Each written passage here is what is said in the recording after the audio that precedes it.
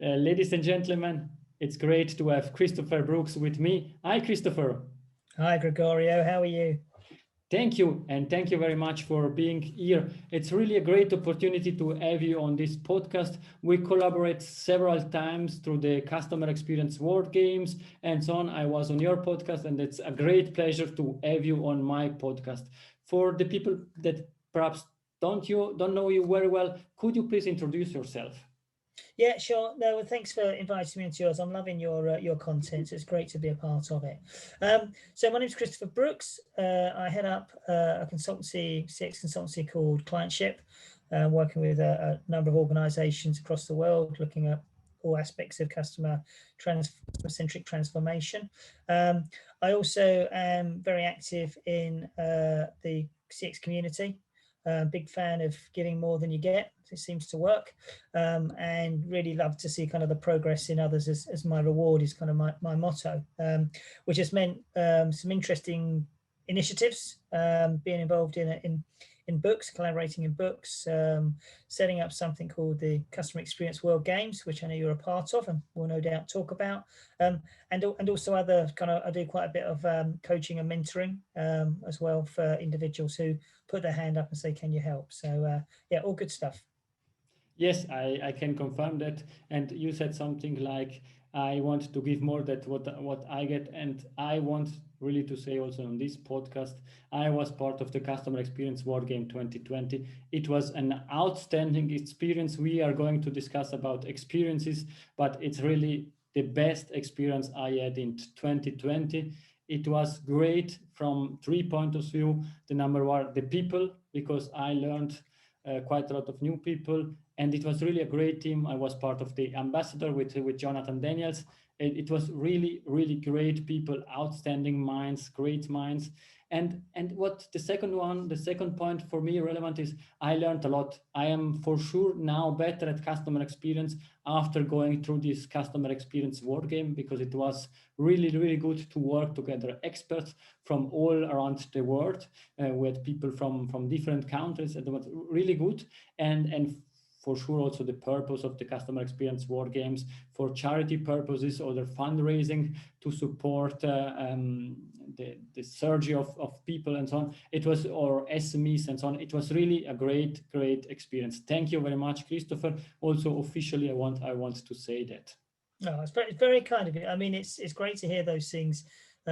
The first you mentioned are kind of the softer benefits that we never really thought about when it happened. We thought, if we can help some causes, that would be great. So it's just wonderful to hear, talking so positively about it. But what I would say, and I say this all the time, is that it was just an idea. It was an idea, and it was like starting a long race and just handing the baton over. And it was, people like yourself who said, hey, let me run with this. And, I mean, it's very kind of you to say it was a great experience. We were making it up as we went along. And at the end of the day, people who were playing still meet up, which is great, and encourage us to do it again. So, yeah, that for me is extremely fulfilling. That's my reward. Yes, and I can confirm that. I'm not sure in 2 weeks I'm going to have a digital meeting with the ambassadors. Still 1 year after, but we are still meeting. It's really great.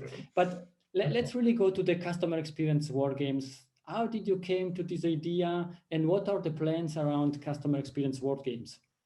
Well, it all started. So we're involved heavily with a voice of the customer platform called Limetropy. And we sort of were looking at what organizations were up to. IT functions were saying, look, we've got a lot of changes going through because of lockdown. And it sort of became evident that our own clients needed support as well. So we were helping them as much as we possibly could. And then at the same time, I was looking and seeing that there were individuals who I associate with who looked slightly lost about what the future of CX meant for them. So, we've got the technology, there's not going to be lots of activity going on, new activity, and consultants kind of going, what do I do next? And I just had this concept of just playing some games, having some, let's just say, might have called you up and said, look, I'm going to create a fictitious scenario and let's just try and solve it. How does that seem? And people went, yeah, that's kind of sounds okay. And then I remembered I'd seen a guy called Jamie McDonald who runs the Superhero Foundation. And Jamie's dedicated his life in service of others. What he does, though, he realizes that people who, parents who have children who are not well, they get so much more out of it, and the fundraising is much better if they are invested in it themselves rather than getting, other people to raise the money. If they do it themselves, it's so much more fulfilling. And I love this idea. And I kind of called him up and said, look, we're doing these games. It'd be great to get you involved in some respect. What about, and it kind of just came on the phone call, if we did something for you? And he went, oh man, that would be great. But I've got a little 8-year-old boy called Dylan who's not very well. And he had a charity fundraiser planned outside, can't happen, but his brain tumor is still growing. Can you help him? And it was like, I wasn't expecting that back. And then it all of a sudden became, we can do this, but let's turn it into a game. Let's make it fun for people to take part in, and let's make this the first of a number of challenges. And then the layers sort of happened, spoke to some good people like Jonathan Daniels and James Dodkins and Adrian Swinsko and Heidi Stone. And they said, hey, yeah, we'll get involved. We'll be captains. And before we knew it, we'd built it up. It was called the Customer Experience World Games. We had 175 people playing from 35 different countries around the world. So it was random. You didn't know who you're going to be put with. It could be very odd time zones. We're sorry about that, but we didn't really think about that. It could have been, the head of customer experience versus a UX designer. It could be someone in banking playing with someone in a retail supermarket. So it was very mixed diversity of people, which worked. It really works. And what we found as well, Gregorio, was the right sort of people come. And I don't say that disrespectfully, because it was a volunteer operation. You needed to not think about the short-term gain. You needed to think about creating better outcomes for other people. That's all that mattered. And the byproduct, the fact that people learned, like yourself, they got to meet with other people, was never part of our thinking, but we're so grateful that did actually get delivered. And at the end of it, we had a number of challenges solved. We had, do you remember, we had a high street retailer, a cafe, had a challenge. We had a company that were looking at wearables for children to measure social distancing and washing. We had a bus company where the bus drivers were kind of left and they needed an employee experience program. And then we also finished with a focus on our own industry and an events company that was struggling because everything had shut down. And when we completed it, everyone said, do it again. So we kind of went, absolutely, we got to do it again. So we're in 2021 now, and we're off and running once again. And I think that's the best thing to hear, because it's really what you are saying, and we are feeling, getting the passion that you have about this topic. It was really great. And what you said, only to mention one topic, it's about the diversity of the mentality. People coming from different industries, from different countries, the UX designer helping the customer experience, head of customer experience together with somebody in consulting, putting their skills and make them available for the teams in order to create amazing experience for this customer. And it was really, really outstanding. Now I saw that you are running the Customer Experience World Game 2021 in Latin America. Is correct? Yeah, so we got approached by CX Go, who are an association in South America. And they said to us, we'd like to have a go at doing the games. And okay, this sounds interesting. So we met up with the guys and said, well, why don't we create a Latin edition? So we said, we'll create a game that's played in Spanish. And that's exactly what we've gone ahead and done. We've actually got 165 players from 17 different countries. There are 7 teams. They've just solved a problem for a Mexican micro business. They're now off to the Dominican Republic to look at a patient care challenge. And they're absolutely loving it. And they're really, they're just giving it their all. And what's great about it is I'm seeing it all again now on the positive banter. We're going to be better than you. We're going to be better. No, we've got the best ideas. But they've also taken it on a bit further. So they've introduced a concept of actually video recording the entries. So all the captains play back the entries. So all of the players get to hear firsthand what everyone submitted. We've got some great judges. We've got a professor of CX from Chile, Patricia Gutman's involved. I'm getting to judge this time, which is great for me. And it's great. And it's to know that it can work in different regions is great. We've been approached to run a student version of it later in the year. And we now know that we can drop it into a region and it kind of works. So, you know, in the spirit of continuous improvement, we've learned some things last year to build upon it. It is still exactly, it's not even set up as a not-for-profit, it's just a volunteer thing. So we recognize people give their time and their talent. They give a lot of talent. They give as much time as they can afford. And we don't need to say this, I think, anymore, but we just say to people, just leave your business card at the door. Yeah, come in, and then you'll get so much more out of it. Just share openly, take back in.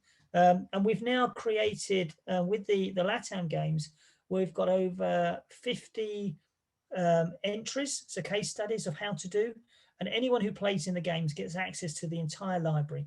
So it's theirs to take away. And it's great. And it's great to see it kind of working in LATAM. Yes, and do you already have plans about having another, let's say, global version? Or... Yep. We're coming again. So last year we did it, I think, in March because it coincided with lockdown. We're going to go after the Holy Weeks in early April. So we're going to go to the middle of April, and we're doing another worldwide games. So we've already started to recruit some captains and our judges. I'm delighted to announce that Dr. Professor Phil Klaus is going to be our head judge again. So he's come on board. Some of our captains from last year are going to become judges themselves. We've got some new captains coming on board. And we've got some incredible challenges. So we've got challenges coming in from the US. We've got challenges coming in from Pakistan, challenges from Europe. And I think this year, pretty much all of them are going to be focused on charities or social causes or community causes. That's really important. But there's a couple of additional things we're adding to the games this year, which I'm very excited about. The first is we're going to include a masterclass series. So on the basis that everyone loved learning last year, what we're going to create is as a number of masterclass sessions for people to learn from, but they're not going to be run by the people you typically would think. We're opening it up to those who are out of work and are seeking an opportunity to share with others how great they are at what they do. So, you know, all those of us who are able to command a wage through what we do, and we can enjoy the talents of these individuals. And remember, you know, there's very little between us and them. They're just, you know, it's just unfortunate situations. So we've got some incredible quality individuals who are going to be there giving masterclasses. So that's one thing that's different. And then the second thing that's different, and this was not my idea, it's just the incredible Heidi Stone has suggested that we're going to create a program that lasts after the games. So for each of the challenges, we're going to invite 3 people to volunteer time for the 6 months after the games to take the ideas and help them come to life for the organizations. Because one of the things that we're very guilty of in customer experience is kind of doing the job and walking away. And sometimes that doesn't mean it happens. So we're going to stay around with the challenges, and we're going to ask people to give up time if they wish. Not everyone will be able to, but those who can, to stay and become kind of very special envoys for the CX World Games. And then we can go back and share with everyone the progress that was made at the games, because we really do want to make a difference. It's, you know, it's very important to do that. And there'll be a few other interesting pieces coming out. But yeah, there are a couple. Oh, the guys, you know, the guys, I know you do, the Neil Toff and Paul Carrington from the Fireside Chats Without a Fire. They run their podcast. They are going to be our sports commentators throughout the games. So they're going to set themselves up, and we'll have a number of kind of LinkedIn live sessions, etc., throughout the games where they'll be interviewing players and captains and challengers. So we'll have a real kind of rapport going throughout the game. So we want to make it really sociable, really fun, attract a more diverse audience than we did last time. And yeah, hopefully everyone will get a lot out of it this time as well. Sure, and I would say I officially apply to participate. Excellent. Excellent. You're my first wish list entry. So thank you so much. I know you got a lot out of it last year, and you gave an awful lot as well. So I think you're kind of a role model for what we like in the game. So thank you for being a part of it. Thank you very much, Christopher. And really, the only thing that I can say about this customer experience word games is great minds created great experience, and it's what you are doing. And I was expecting improvement, not such big improvements, and it's cool to hear that. It's really nice you are raising the bar, and really happy to participate. And if we can help also from a charity point of view with our time, that it's our most important asset, more than happy to do that. Great, thank you. I would like to touch base on another topic with you, Yeah. Christopher. You wrote an outstanding chapter on customer experience 2 last year, and I was really enlightened because we discussed about this matrix. You have another view on this value return matrix. Could you please elaborate? How did you create this chapter? What's about? So well, interestingly, it started on a point of plagiarism. So I was talking about measuring behavioral change and how important it was to not focus on perceptive measures like satisfaction, etc. And I got a phone call from Dr. Professor Phil Klaus, who was at Cranfield at the time. And he said, "Hey, I understand you are plagiarizing my work." I was like, "Oh my God, what have I done? What have I done?" Anyway, we got chatting, and kind of, he kind of said, said it half jokingly, but he probed a bit and realized it wasn't the case. I just was completely aligned with his way of thinking. I've never come across him before. This was about 7 or 8 years ago now. And he said, "Let me tell you about my studies and the work I've been doing." And basically, he unlocked this incredible treasure trove of research and shared with me the studies that he'd been doing to identify that there are a certain number of behavioral drivers which influence a significant proportion of our decision making.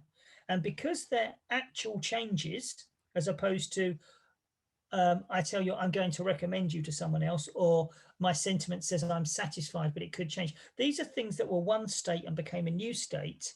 They're 100% reliable. And it was incredible. The more I looked at the study, the more I understood it.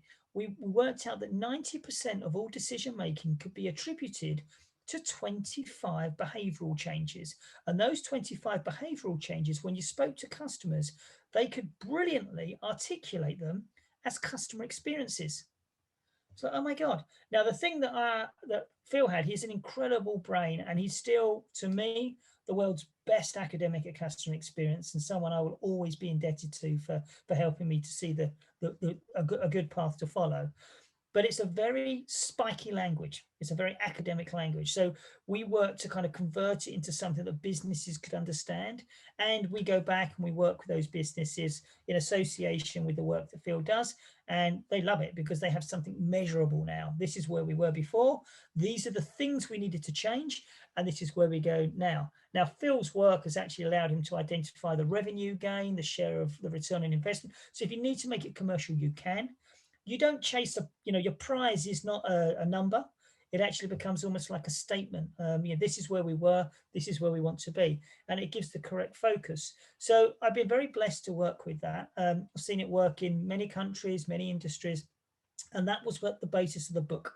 I wanted to get that across. Phil had already written a book called Customer Experience Measurement, and it was the science of how you do it. I wanted to bring it to life in terms of practically how it would work in an organization, and also then add to it this idea of, we call it the MILO Matrix, which is about how you prioritize what you're going to focus in on. And I think I've coined VIM from your value impact matrix. It's a similar kind of proposition or premise. It kind of says, what matters most to customers, and we know that from the study, and what the organization is best at delivering. And therefore you end up with these 4 quadrants, and there are 4 different strategies in terms of how you take your customer experience improvements forward. So that's the premise of it. It's the science, but we kind of, we put it under the bonnet, and then you just look at this lovely shiny purring car. You don't worry about what's under the bonnet. And then we create a framework which allows you to understand where to sort of focus. And thank you for saying that. I mean, I've had some really delightful feedback. I mean, it's a chapter amongst 22, and there's some brilliant stuff in there. But yeah, I must have had, I don't know, a dozen notes come back on LinkedIn to say, oh my God, this is just so helpful. So it's great to know that in a publication like that, you do manage to get standout. And I understand customer experience 2 is going to be surpassed by customer experience 3, which you are contributing towards as well. Is that correct? Yes, correct. Release date is the 25th of March. We are all keen. We are 28 authors, and I had the chance to have a look at several chapters. It's really an outstanding book. I'm really looking forward for the release date. But let's go back to customer experience too, because it was also an outstanding book. And based on the fact that you are on the show, on this podcast, I am really keen to get some additional insight about what you explained. First of all, you were speaking about these behavioral changes. You mentioned 25 different behaviors. Could you make perhaps some examples to make it more tangible? Of course. And what I'll say is it starts off with 300 behavioral drivers, or 300 drivers account for 100% of our decision making. So you can imagine why we end up with something like satisfaction or net promoter score, because you can't ask someone and they can't answer correctly against 300 drivers. But what Phil done over time was to look and see what are the ones that are coming up more often. And what you found, it was actually things that we talk about in customer experience a lot. So the way you resolve an issue, the way you manage my expectations, the consistency in the way that you deliver things. So these were things that were coming out as being demonstrations of when you do this well, I commit more to you. When you don't do this well, I commit less to you. And what we actually were asking was, what's important to you in this list? What's important to this particular category that we're talking about now? And the reason I say category, because what we found is, let's say it was supermarkets. Okay. It wouldn't matter if I asked you about Carrefour or if I asked you about Leclerc in France. It wouldn't matter if I asked you about Intermarché. The variance between the category and the individual supermarkets didn't matter. What did matter was I asked you what your share of wallet was, what the share of contribution you give to each of these, because actually that was a greater influence. So I would tell you what matters. And in my mind, I can't think what matters between Intermarché and what matters between Leclerc, but I know how much I spend in these places. And that maybe that then became the driver of actually understanding the difference. Now, the beauty of that is, and this is how it differs massively from some of the perceptive measures like satisfaction. You don't ask in satisfaction, how satisfied are you with the competitors? But with this model is called EXQ, Experience Quality Measure. What it lets you do is to say, these are the things that are important to brand A. These things are important to the customers who give the most. These are what matter to brand B, brand C, and brand D. Another big difference here is that you actually give more authority and more prioritization to the customers who give you more share of category. With standard measures like advocacy and satisfaction, you don't know what that is. So Gregorio, you may well be, what is your football team? AC Milan. AC Milan. Okay, so you may well have a season ticket of AC Milan, and you might go all the time. And you tell them, you know, actually, I've been coming here so often, I've got pretty fed up with the quality of the food. The food is not very good. And you're asked about it, and you give a 4 out of 10. I pop along once. I come from England. The food in England is lousy. I go to Italy. I go to Milan. I go, oh my God, this food is amazing. I give you a 10. Now, in a normal study, we are equal. Isn't that crazy? Isn't that crazy? So actually with EXQ, I say, no, Christopher, thank you for your feedback, but it's not important compared to Gregorio, who comes all of the time. And it therefore gives these weightings in there, give it real meaning and purpose. So what you find is that at the top of the list, you have some of the drivers. Everyone has to deliver these. Everyone does. And on the matrix, you then kind of recognize, we shouldn't include that one because this is expected. It will be like saying the car brakes work. It's like we all do that. We all have to have good car brakes. But a good example is in the modern world we're in, a click and collect or home delivery service. 2019, 16% of organizations had one. End of 2020, 71% have it. So no longer is it, an opportunity to have an advantage. It's something you have to do. But as you work down these particular drivers, you might find one that is only important to your customers and not important to the others. That's your point of difference. So now with customer experience, you can identify what your brand distinction is. This is what makes our customers come back to us because of the experience versus the others. So it becomes a really powerful tool to help you understand how to prioritize. At the bottom of the list will be the things that actually, and you find this, say 10 or 15 drivers might account for 20% of decision making. And what we normally find is that's where organizations focus their efforts. And we say, why are you doing this? Your customers are saying, nah, it's not important to us. Stop doing it or manage it out or become more efficient. That's where automation works. That's where efficiency works. But invariably what happens is it's the top that people put the automation against, the efficiency against. And what are they doing? They're eroding their differentiation that they can get from their customer experience. So I found an incredibly powerful tool, really enlightening, and clients who kind of work with it go, oh my God, this is so useful. And you can go back and find in what you really want to get to is we as consumers are pretty lousy at working out what matters most to us. So you want, as an organization, you want to be able to land on very few things that customers remember you for. So the more you stop investing in the things that don't matter and focus your effort in the things that do, the easier it is for customers to say there are 3 or 4 things that represent 60% of the reason I come to you. They're the reasons I really come to you. And you then get greater distinction from your competition. So it adds a real competitive advantage. We work with one particular international organization, and you run the study probably every 18 months, 2 years, because you need to go away and make the changes. Yeah. And we're now kind of year 6 with them. And the significant change they've got is that when we first started working with them, we present clients as they're either preservers, so they're just doing what they need to get by. Transformers, so there's evidence they're going in the right direction, or they're vanguards, and few get to kind of vanguard level. But this organization was a preserver, and it's at the top end of transformation after kind of 5 years. So they are now got to a point where customer centricity is becoming a lead discipline in the organization, because they're hearing that the things that they were told to focus on have turned out to be the most important to the customer.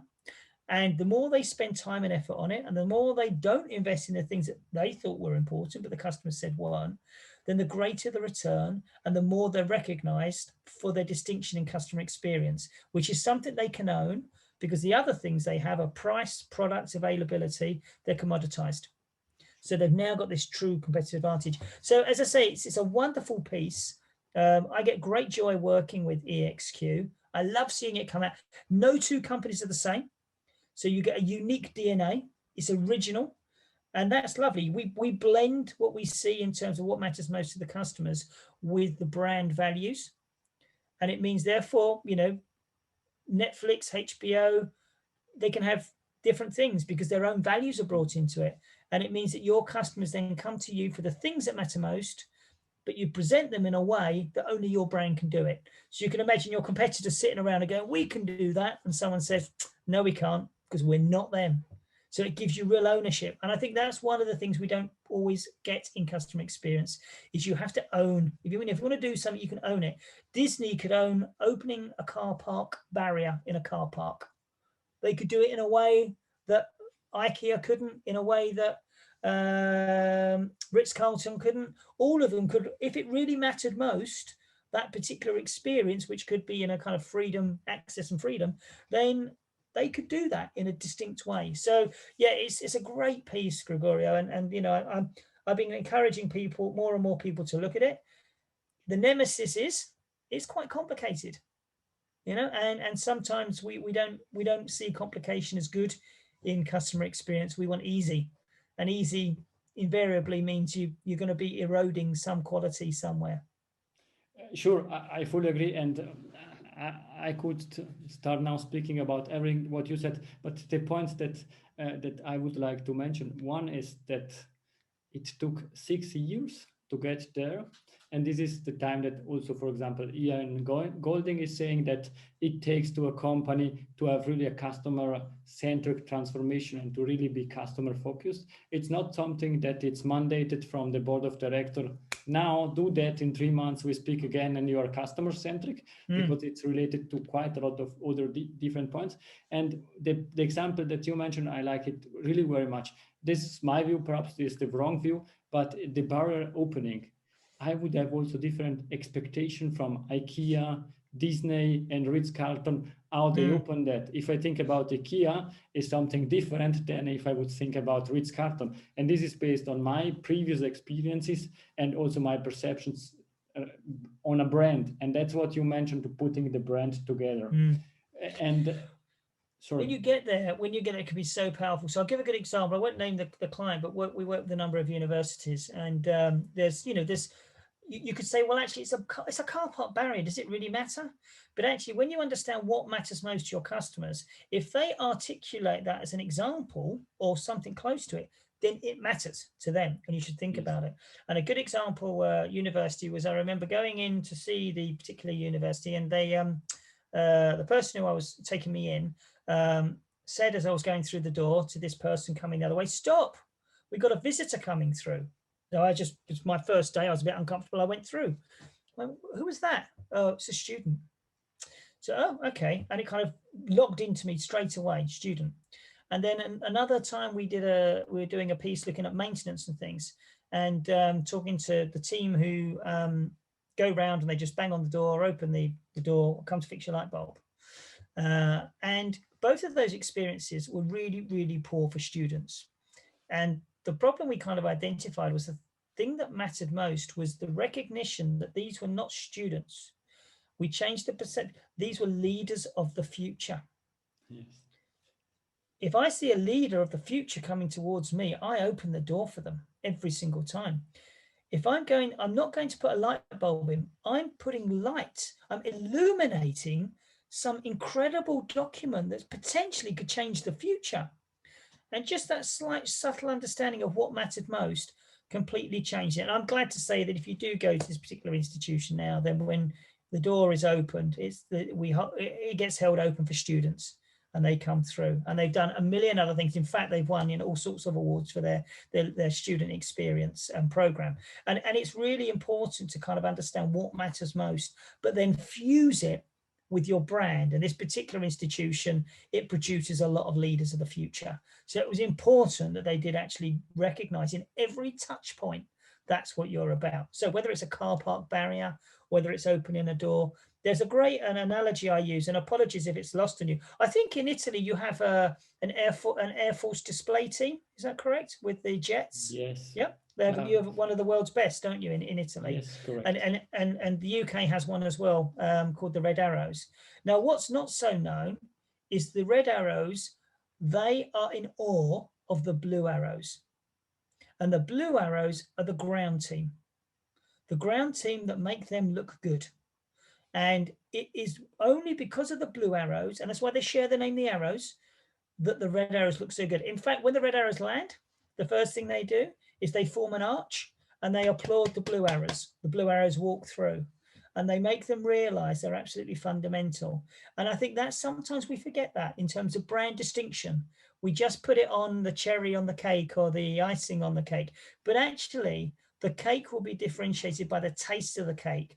And that's how you cook it, how you prepare the ingredients, and what you put into it. That's where the brand lives. So for me, customer centricity is a real opportunity to evolve to the next level and become, brand centric. But to your point, it takes time, and you can't necessarily get there overnight. And if you do go for a headline experience, it's very brand centric. People will look at it and say the analogy with the car. Yes. Porsche, for instance, work with Porsche, and you have to turn the water bottles into the dealership to all be facing the same way. It's all precision all the way through, quality of the materials. If you do all of that, but then when you drive out, the thing won't start, you're not going to have customers hanging around for very long. So you've got to do the basics as well. It's really important to do that. Sure. Thank you very much, Christopher. It was an outstanding discussion, but now it's time to learn a bit more about you. And we know that you are very active in the Customer Experience Award with all what you are doing and so on. How can you ensure to have a good work-life balance or life-work balance? Good question. Well, I'm very fortunate. I'm a cub leader. So I get to spend a lot of my time thinking about how to help young children ages between 8 and 10 and a half develop and grow. The scouting movement has a great program, which I love being a part of. We get to spend in time in the outdoors, developing skills, techniques and badges. And I've been doing that for about 5 years now. So I've had many kind of cubs go through the program. That's a great release for me. I really enjoy spending time in that space, and it is important to have those kind of those balances. I have children who do very different things. One is an incredibly good hockey player, so I get a lot of enjoyment watching him play hockey. He's very young, he's only 14, but he plays for a very high level men's team, so that's great to be a part of that. And my other son is very much into his arts and crafts and creativity, so there's nothing better than kind of rolling your sleeves up and making a snail out of crepe paper or something like that. So those things I really enjoy as well. They take me away from the world we're in, and it means that when I'm in this world, I can be completely committed to it. That's really very nice. It's family time, and also being with the family. And perhaps if we are not speaking about Customer Experience 2 and Customer Experience 3, the books, because these are great books we are all aware of, is there a book that you would suggest to the audience, or a book that you say, I'm reading it and I would like to suggest it?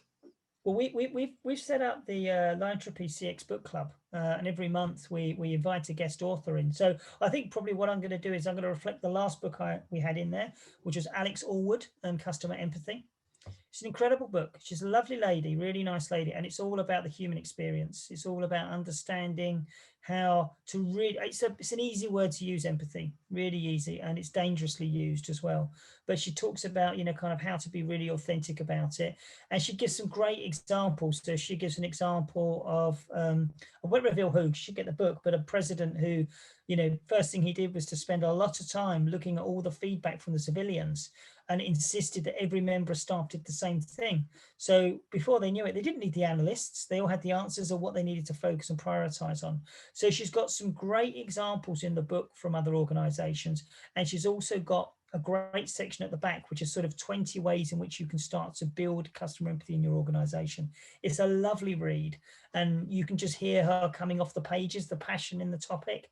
So yeah, on the basis I've read that one last, and I really loved it, and everyone who reviewed it with us loved it as well, I'd recommend that book. Thank you very much. And I had the chance to watch the video about Adrian Zwinso, the second last you discussed, and this is really a cool one. And I think it was really a good discussion. I like we love Punk CX. They're like small little rabbit punches. Boom, do this, do this, do this, do this. It kind of keeps challenging you. In fact, when we had Adrian on, the last thing he said was, I'm going to set a challenge for you guys. Create a fun complaint process. And that's Adrian all over. It's just great fun. It's like, oh, okay, that's interesting. No, clear. Perhaps somebody from the audience that would like to connect with you, what's the best way to connect with you? Sure. Well, you can reach me on LinkedIn, Christopher Brooks. You can come to the Clientship website to find me if you want to. Or if you want to sign up for the games, you need to go to limetropy.com. There's a tab that says Customer Experience World Games, and register, and then you're in the loop, and you'll be part of the games going forward. Thank you, Christopher. And the very last question is your gold nugget. It's something that we discussed, or something new that you want to share to the audience, that you want to leave to the audience? I think it's probably that point around remembering, in customer experience, we're in service of other people. We're looking to achieve better outcomes for other people, not ourselves. We're not in the equation. So if you feel that what you're doing is serving you rather than others, just stop and think to yourself, where am I compromising? Because someone else is losing out if you're gaining. If you can focus on delivering for other people first, then what you'll find is that eventually everyone around the table is benefiting. And keep going when you think about who other people are: customers, employees, supply chain partners, communities, society, even your competitors. Now that seems odd, But if you can make things so much better that your competitors go, oh my goodness, we've got to up our game to stay in the market, then you're truly delivering awesome customer experience. Thank you very much, Christopher. As usual, I am not commenting your gold nuggets because it's your gold nuggets.